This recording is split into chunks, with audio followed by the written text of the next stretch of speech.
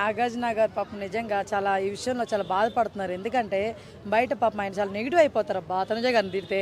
ఆయన still big boss కోసం ఆయన వర్క్ చేస్తున్నారు. నిజంగా టు బి ఫ్రాంక్గా చెప్పాలంటే తనుజ గారు తిట్టడంలో ఎటువంటి సందేహం లేదు. మంచిగా తిట్టినారు నా ఫీలింగ్లో. ఇష్టం వచ్చినట్టు పర్సనల్ లైఫ్ని తీసుకురాకూడదు. కొంచెం కింద పెట్టరా, ఓకేనా? పర్సనల్ లైఫ్ని తీసుకురాకూడదు, అది కరెక్ట్ కాదు. అర్థమవుతుందా? ఆ నెక్స్ట్ వన్ దివ్య ఏం తక్కువదేం లేదబ్బా. దివ్య కూడా కమాండింగ్ ఆ వాయిసే కమాండింగ్. అవతలకి ఏమనిపిస్తుంది అంటే నన్ను కూడా ఈమె కమెంట్ చేయడానికి అన్నట్టు అనిపిస్తుంది. సో ఆ విషయంలో ఈమె ఇలా మాట్లాడడం జరిగింది. తనుజ గారు వచ్చి కూర్చోబో ఇంక జాలేపో అనడం అనేది చాలా చాలా వరస్ట్గా ఉంది. అది ఆ మాట అనకూడదు మనం. అవతల కోపం వస్తుంది ఖచ్చితంగా, ఆబ్వియస్లీ. సో దానికి దివ్య గారు చాలా ఎక్కువ రియాక్ట్ అయిపోయారు. ఆమె రియాక్ట్ అవ్వడం ఏమి